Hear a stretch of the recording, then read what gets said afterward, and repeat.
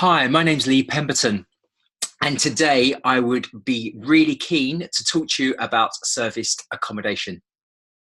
So, what is serviced accommodation? Well, quite simply, in my opinion, it's a flexible lease. It's where guests, not tenants, guests can stay from anything from one night to 6 months plus.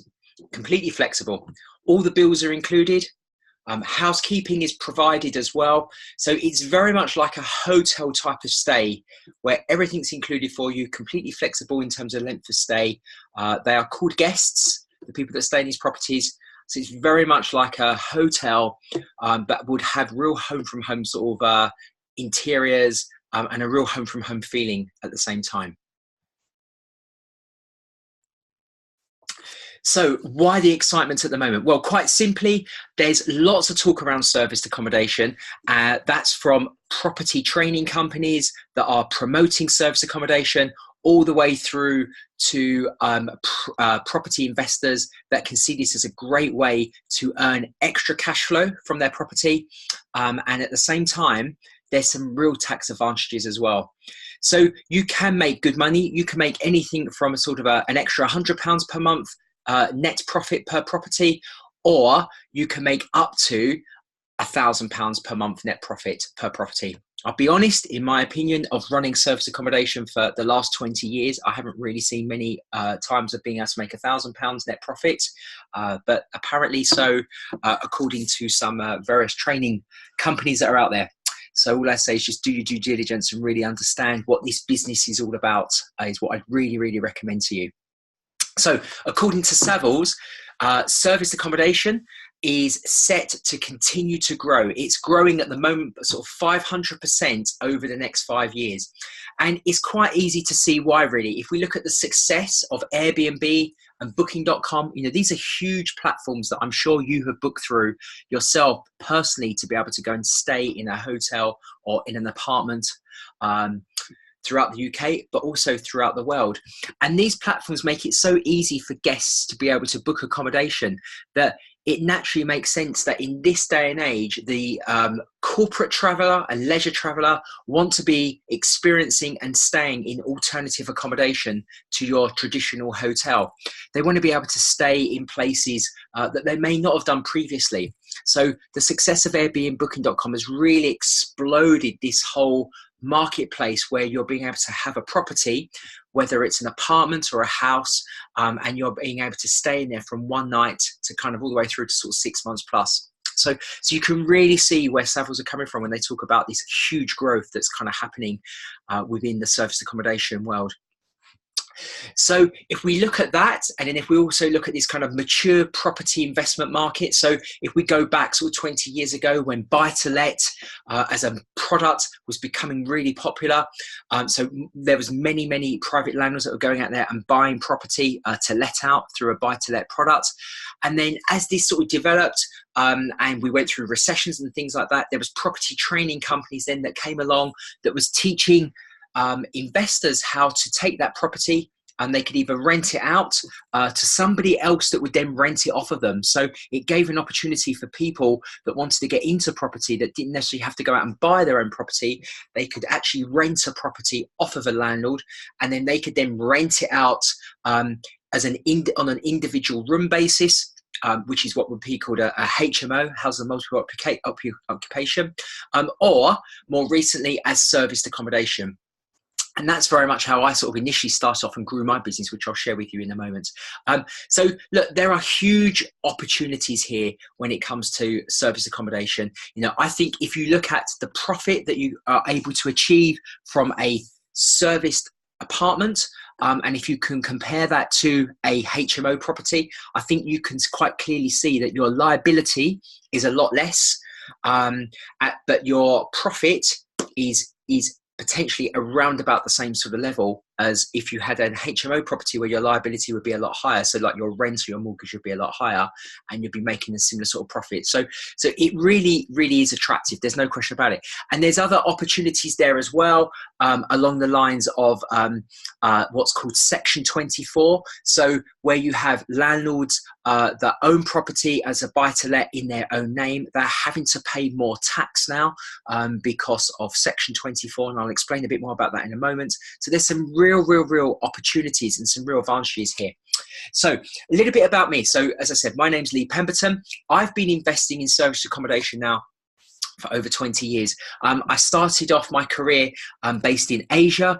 I did stay in a very small hotel room when I was consulting throughout Asia within the hotel sector, in a single bed in the center of Hong Kong.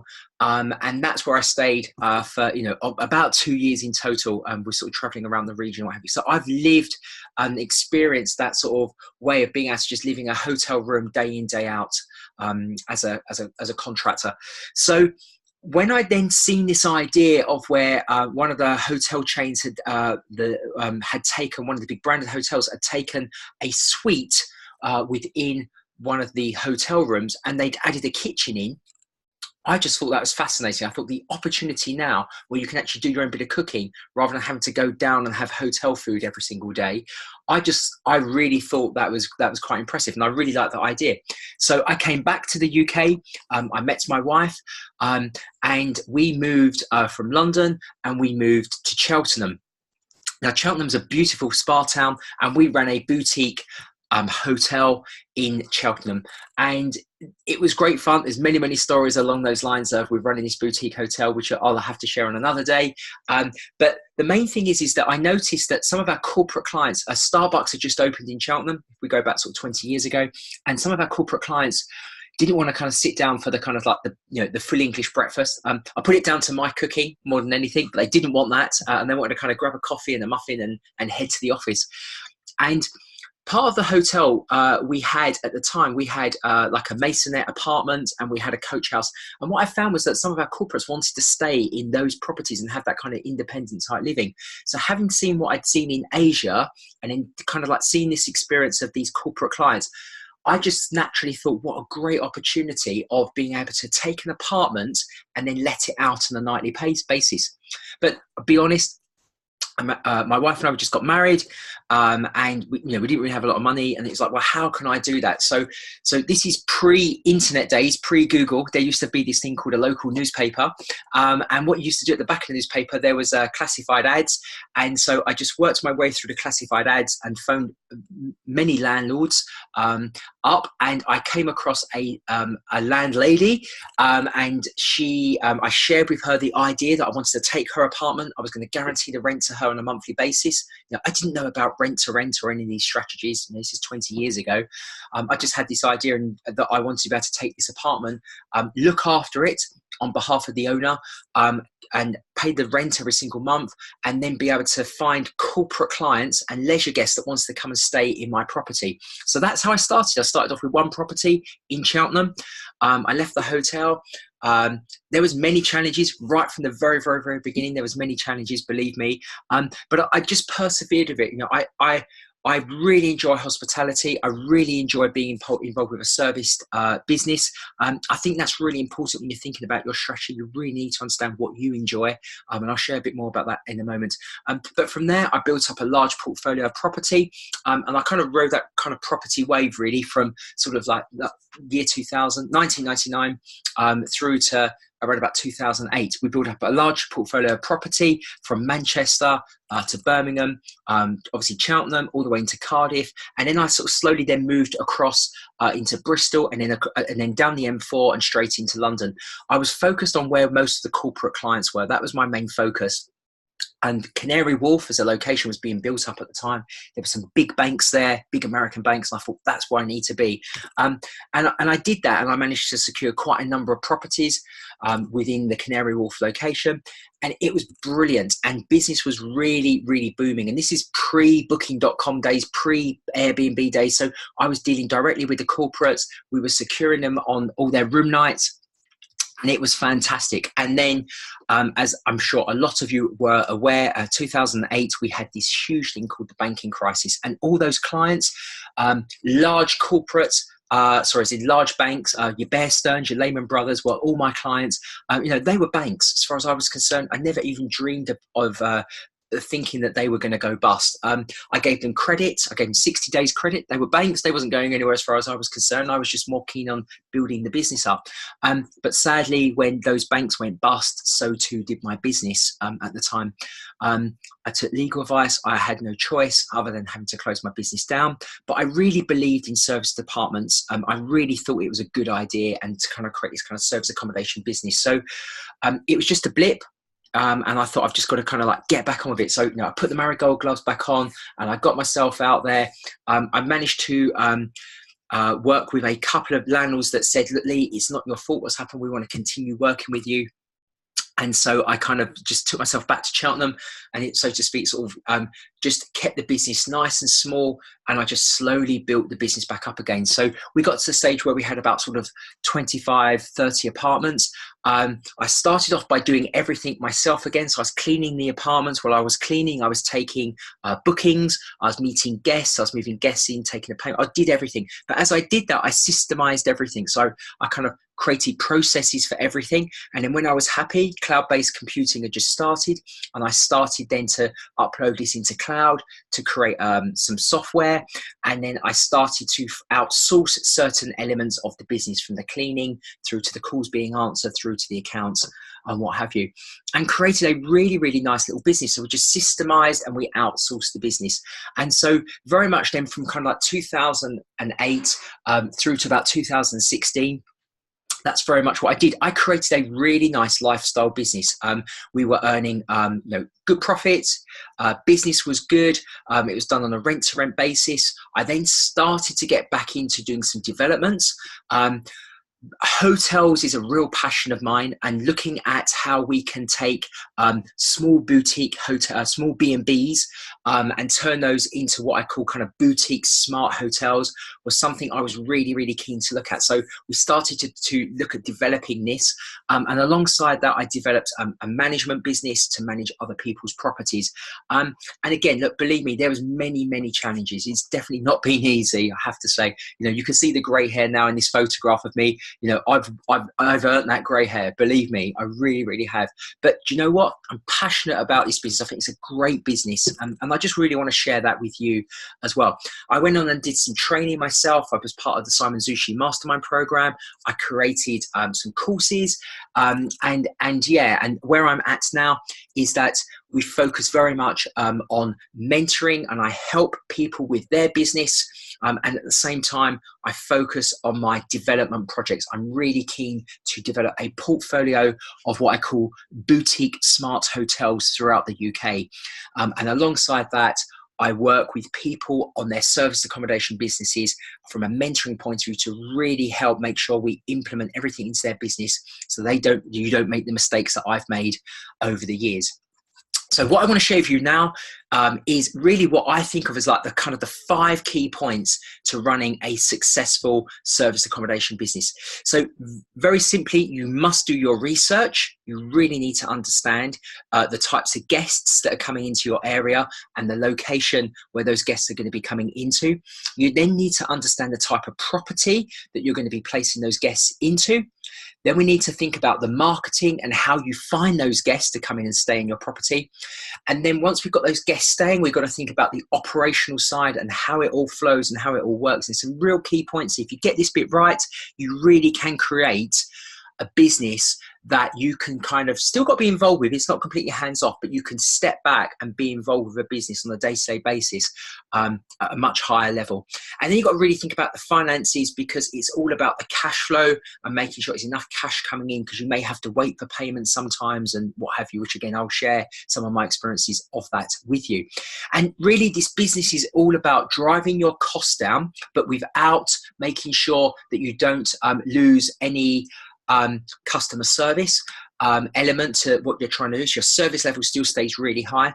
And then you want to be focusing on your revenue and making sure you're bringing in as much revenue as you can. So by reducing your costs, increasing your revenue, it's all about trying to create the highest margin, the highest profit you possibly can. So that's what we're going to cover now in this training session. I really hope that you've got a pad and pen to hand, because I'm going to share now some real key points with you that I really hope you can take away and implement into your serviced accommodation business. Or if you're thinking of starting in serviced accommodation, then I really hope this gives you the basics grounding to know what to do and to how to go out there and implement this into your business.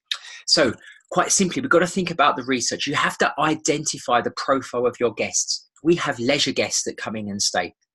And this is a whole range of guests. It could be families going away. It could be groups of ladies going away for a weekend, like for hen weekends, or university friends, graduates meeting up and what have you. So apartments are used for a whole range of different types of guests that are coming in to stay. And then we have our corporate sector. Now, this is very much about the company lets or consultants that are coming into a location. It could be locum doctors. It could be exhibitors coming in, people for conferences, film crews, etc. So there's a whole range of kind of corporate guests that come in and stay, and that's your bread and butter money. They're coming in like Monday to Thursday. They would be there coming and staying on a regular basis with you, and they are really good to have, because they all they want is they want to know how to get the key, they want to know the Wi-Fi code, and that's it. And they are very happy. They'll look after themselves. With the leisure guests, you have to look after them a little bit more. You have to kind of comfort them a bit more. You're more than likely to get telephone calls of a weekend from leisure guests when you're running your service accommodation than you would do during the week from your corporate guests. But the corporates, I would say, your bread and butter. You've really got to look after them. You've got to keep them coming in and get them to repeat and come back and stay with you again. And I'll share some tips on how to do that shortly with you. But then you've got other types of short lets as well. So it could be people that are relocating into the location. It could be using the local hospital. It could be patients that are coming in that may be having some treatment and they need somewhere to stay. It could be the marital separation. So I put that in here. So I was doing a talk a little while ago, and what I didn't realize is that, and it only dawned on me when I was doing this talk, is that there's a majority of, and I'm probably going to upset a few people when I say this, but it's a lot of guys that we seem to accommodate in January. And this has been the norm. So for over, the last sort of 20 years, if you like, they always turn up in January with their cases ready for somewhere to stay. And what I didn't realize was, until I was talking somewhere recently, that we had a divorce lawyer in the room, and they said, absolutely, that is correct. And the reason why is that most divorces or most marital separations take place in January, straight after Christmas, because obviously people spend a lot of time together. You have all the disputes around family and stuff like that. And the guy's like, that's it, I'm out of here. Or he gets kicked out by his partner, and off he goes. So January is normally a really quiet time, but I recommend to get in contact with all the local divorce lawyers in your area, because you could pick up some good business that way. So I slightly jest, but yeah. So the point I'm making is there's different types of guests that are coming in and staying all the time. And then you need to think about, with those guests, whether it's corporate or leisure guests, okay, coming into your location, is what type of property to place those guests into. So, for example, you could be thinking very much along the lines of, let me just bring these points up just to kind of share these with you. But you could be thinking within your location, it could be houses, because you've got a lot of contractors. There could be some works that's taking place. It could be shop fitters that are happening within your area, and they need somewhere to stay. It could be, there could be like a government project like HS2 or something like that taking place, and therefore you have a lot of contractors coming in to a location. So houses work brilliantly, because these contractors, all they want is a bed. They'll pay a nightly rate for that bed to sleep in, and if you multiply that by the number of people you can accommodate within that house, if you look at that, and they typically would be staying like 2 to 3 months at a time, you can really make good profit. So even if someone's only got £25 a night, let's just say, if you're accommodating, 6 or 7 of them or 5 or 6 of them in your house, multiply that up, that's quite a good nightly rate. Multiply that over 2 to 3 months, that's a really, really good booking that you could have. Similarly, you could have a corporate that's coming in on a regular basis, Monday to Thursday, and they'll be going home over weekend. So you want to look at that type of guest that's coming in and staying as well. And then you would then have leisure guests coming in during the weekend to stay with you. So you could have regular business during the week, Monday to Thursday, and then you can have your leisure guests coming in on Friday through to Sunday. So depending on the type of guest would depend on your type of property, whether you're going to look at houses or whether you're going to look at apartments. If you're looking at apartments, and you're looking at like city centre, sometimes what you're paying for an apartment in the city centre, like in a new build block, you may find that you can get a similar type of property in kind of like a terraced house that just sits a few streets out of the main city centre or town centre. And that's the same up and down the UK all the time. So you may find a property that you can pick up for quite a good price that's similar to what you'd be paying for an apartment in the centre. Now, if you do go for an apartment, it's really important that you check out the head lease. A head lease is basically you've got your block of apartments, and you would have a lease that sits over all of that, which is called a head lease. And within that head lease, that would be managed by a property management company. Now, typically, when you're looking at these new build blocks, the property management companies are nationwide companies, and they would have a standard contract. So it wouldn't be a surprise if they was to have in there like no short lets, as an example. So just make sure you check out the head lease, because the last thing you want to do is that you're going to purchase a property, or you're going to take it on a rent to rent basis and kind of guarantee the rent for a number of years to basically find out 6 months down the road that it says within the head lease that you're not complying because you're doing short-term lets. So providing it doesn't say anything about not being able to do short-term lets, then you're going to be absolutely fine. But I do recommend to make sure you get that checked out. The other thing you need to think about is with your property. So if you're looking at your typical kind of new build block with apartments in, under planning terms, that would be called planning classification. That would be known as C3, which is residential. C4 is HMOs, and C1 is hotels and sort of B&Bs. So that's really what you're trading under. Now, you wouldn't necessarily go in if you're going to rent, say, a one-bedroom apartment within that block of apartments and try and change the planning class. It wouldn't make sense to do that. But just be mindful that it will have C3 in place. Now, it's not a major issue at the moment, but you just need to be mindful of that, because I do believe in time that there will be legislation that will come into play, and there probably will be some legislation around this whole kind of residential C3, because obviously with the explosion of Airbnb, it's being talked about all the time. So you've got people that are living in blocks of apartments, and rightly so. You've got next door being let out on Airbnb, and there's wild parties taking place.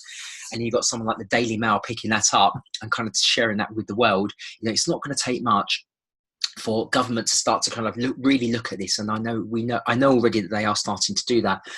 Also, if we think about it, the government, local authorities, not in a good place at the moment. They need cash, so by creating a license type effect, it's a great way for them to be able to bring in some extra cash. So just be mindful when you're taking on property.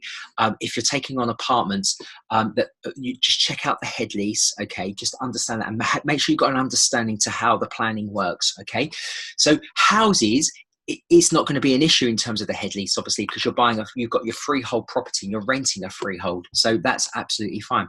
So if you was offering serviced apartments in London, there is a restriction already in place, and it's called the 90-day rule. And basically, what that states is that you can only let that property within any one calendar year for 90 days in total on a nightly basis. So you have one whole calendar year to be able to let that property on a 90-day basis. So if you was to then let that property beyond 90 days on a nightly basis, you will get restrictions come in place, definitely from Airbnb. And if someone was to complain about you offering that property out, then you've got to just be really mindful. The local boroughs like Westminster and what have you, they are really clamping down on this. So just be really mindful of that. There are various ways that you can work through that. And I'd be really happy to kind of pick that up separately with you and share that with you. And I'll share with you later on how you can get in contact with us. So yeah, it's really important to just understand how this works, okay, and just some basics around kind of restrictions and planning.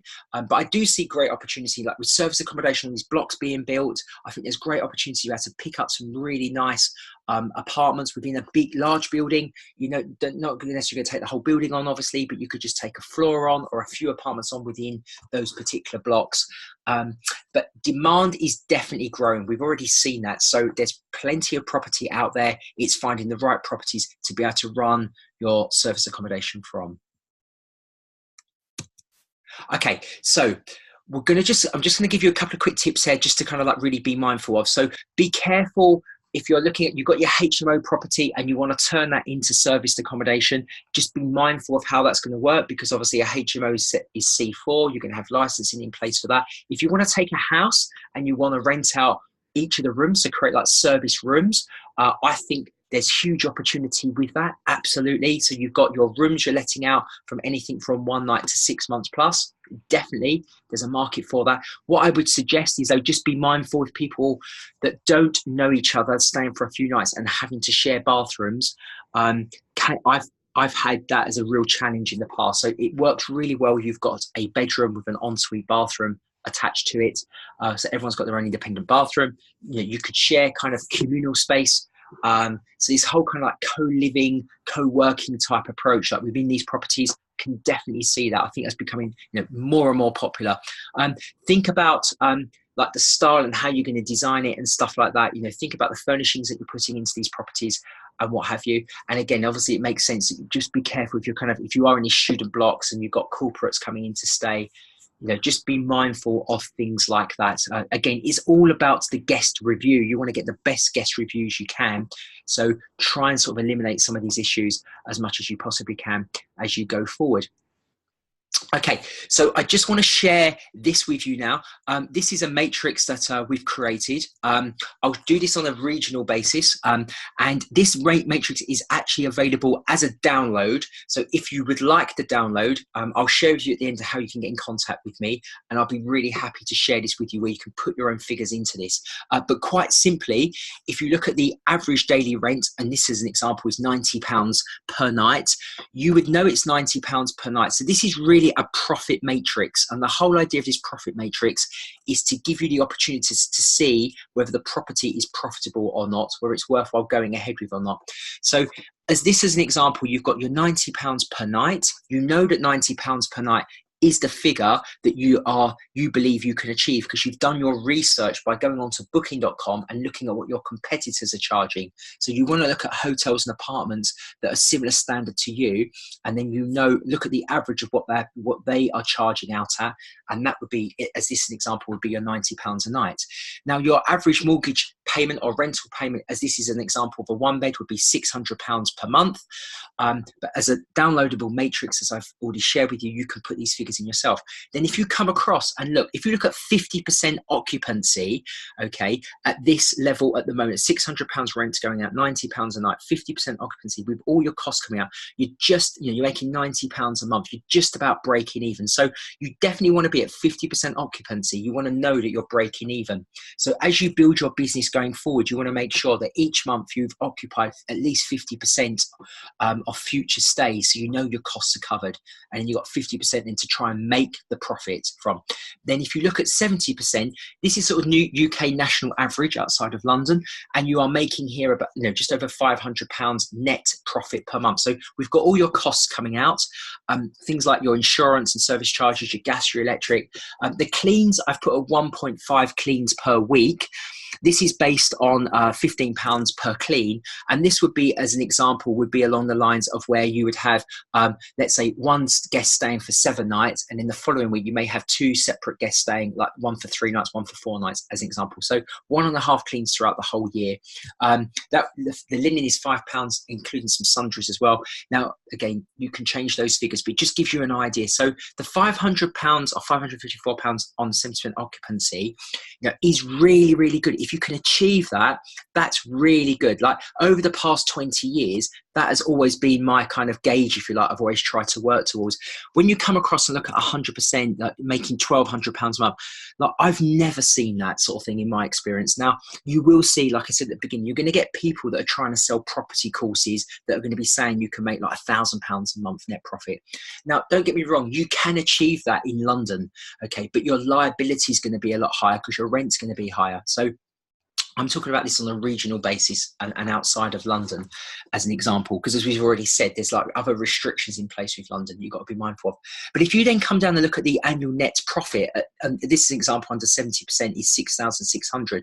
And then if you multiply that by 10 properties, so once you've got that one property and you're making that money, and then if you can then slowly start to systemize your business, like I was sharing earlier on, that what I've done over the years, and then you can outsource these systems to have different people and companies running those parts of the business for you, okay, you can now make a really nice income. It means that you can now start to grow the business. And if you was to build up sort of 10 apartments, maybe in one block or spread across a couple of different blocks, that can work really, really well for you. So you can make a really good profit here of like sort of £66,000 a year as an example based on these sort of figures. So I really hope that sort of gives you a good understanding to what serviced accommodation is all about. These are after all your costs. You can see why this is such a great, net cash flowing business, and why there's a lot of landlords and property investors want to get into this space. But it really is important that you understand the figures. So I hope that makes sense for you. And has given you a lot of value and a lot of things to think about. So just moving on now, marketing, there's a whole range of ways of how you can market your property. OTAs, or online travel agents, okay, your booking.coms, your Airbnbs, they would take your property, you upload it onto their system, and they will market it for you. Booking.com, they're the biggest guys out there. They're spending like £1 million a day on Google AdWords. You're never going to compete with that. So you're much better off working with the Booking.com algorithms and making sure you're at the top of the Booking.com list. So when a guest is looking, they will go onto the Booking.com site, and your property is going to have the best photographs, the best description, really good guest reviews, and people are going to want to book your property straight away. That's what I recommend to do, especially if you're starting out. That's exactly the best way how to do it. And exactly the same applies to Airbnb as well. But there are different ways. There's different ways to promote your property if you're interested. Now, I've done a whole masterclass session on direct bookings, and that is available on my YouTube channel. So if you was to go onto my Lee Pemberton YouTube channel, there's a whole section there, a whole masterclass based purely on direct business. So I'll just highlight this so you are aware of where else you are able to promote your property. There are service accommodation agents out there, companies like Seiko and Silverdor and Situ, where they are focused on finding corporate guests. So they want the best properties to work with. So you can partner up with them. They will take a commission from you, and they will promote your properties for you. But there's also your kind of traditional agents, so your local agents, your local agent in your area, estate agent, your letting agent, they're not going to be offering short-term lets. So if you offer them the opportunity that if they get any inquiries for any short-term lets, and if they pass that business your way, you will then give them some commission. That's profit straight onto their bottom line, because they don't normally just say to that person that's phoning in, no, sorry, we can't help you. So it's a great way to build a relationship with the agents. You may even get more property from them. They get to see what you can offer, and in turn you can give them back some commission at the same time. So I definitely recommend to do that. And then there's relocation agents and what have you as well. Just moving on from that, you may decide to do more of like a telesales, telemarketing campaign if you enjoy doing things like this yourself. So I really would recommend go onto LinkedIn. LinkedIn's brilliant for obviously within your local area to work out what companies. So you need to do a Google search initially and find out the top 100 companies within your area. Then you take that list and you would then put that into LinkedIn to find out who those companies are.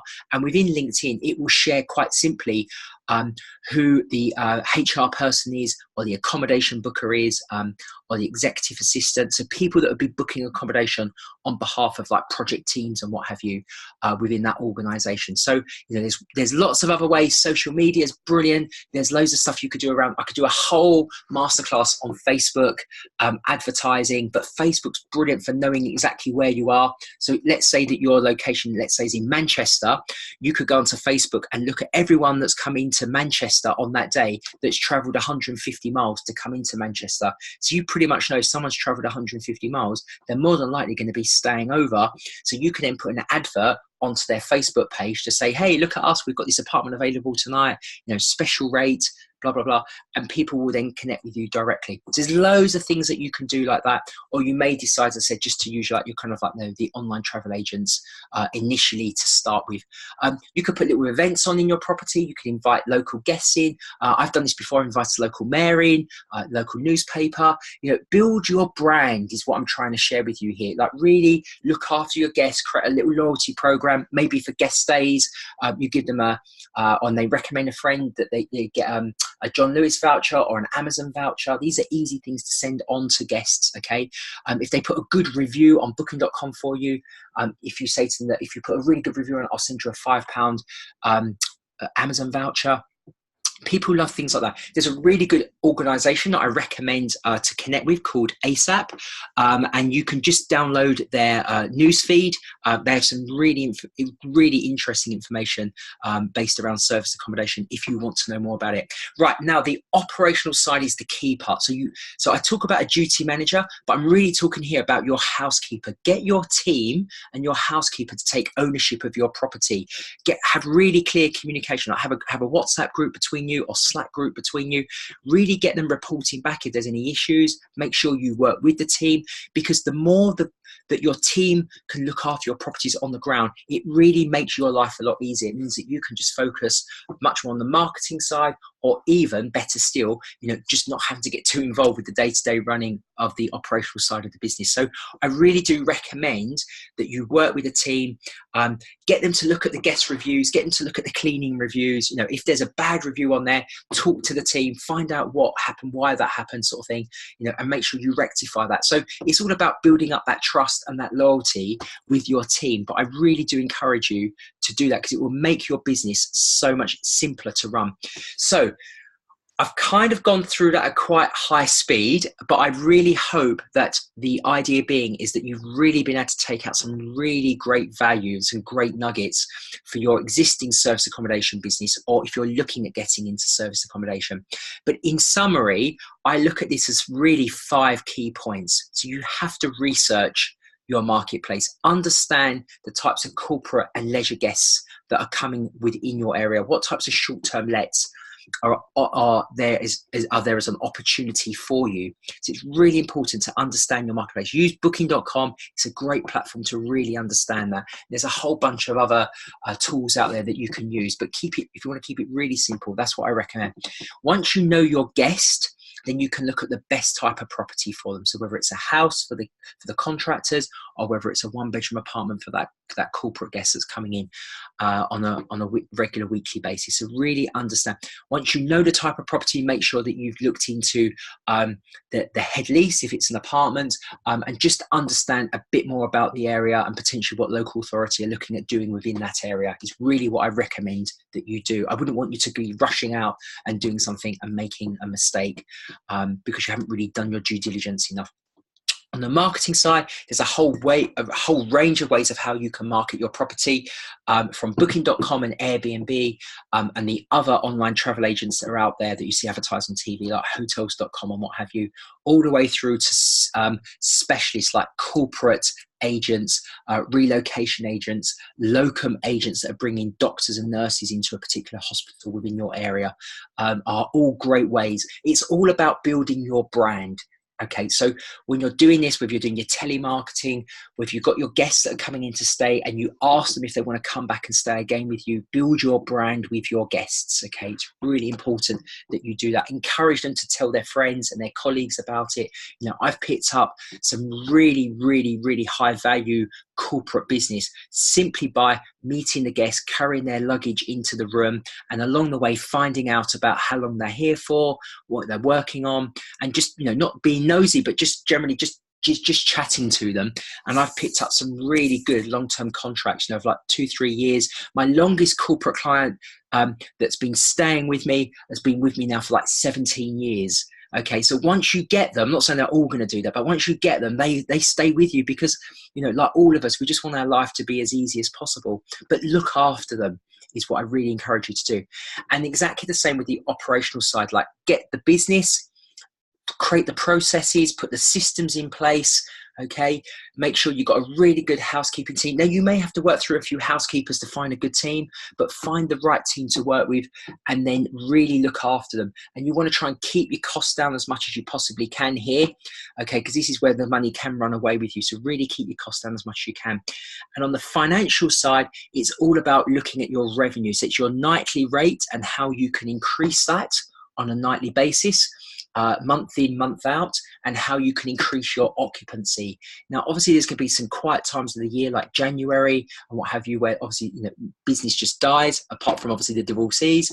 So you've got to think of ways outside the box of how you can bring more guests in to come in and stay. So you making sure that, you know, once that night's gone, you can't get it back. It's a bit like the fruit and veg stall. You know, once that night's gone, you're gonna, you know, the bananas are kind of like obviously going out of date. You're gonna be getting rid of them. So it's exactly same as your accommodation. So you want to try and sell that night, you know, even if you do have to end up dropping the price, you know, try and add as much value to guest stays as much as you possibly can, and really, really focus in on that.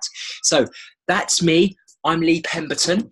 I really hope that I've been able to give you some really good value there. That was really what my aim was of what I wanted to be able to do here. It's 5 simple steps to creating a successful service accommodation business. If you'd like to connect with me, I do offer a mentoring program where we take this and we really focus in on your business and we focus in on your strategy on a 90-day basis, not a whole year. We just do a 90-day basis and we really accelerate the growth of your business, and we put some really strong KPIs in place where we can really make sure that we're on top of the performance of that business to make sure that we're really measuring everything. If that's of interest to you, just click on the mentoring link below and it will take you through what the program is all about if that's of interest to you. If you would like a copy of this as a workbook, I have created a 5-step service accommodation workbook. If you would like that, where you can then go through and listen to the video again and place your notes into here, then as a real bonus, I'm going to be giving that to you. All you have to do is click on the link below to be able to download your 5-step to service accommodation workbook. That's there for you. I really hope and wish you all the best with your service accommodation business. Please do get in contact. I'd love to know where you're up to with your business.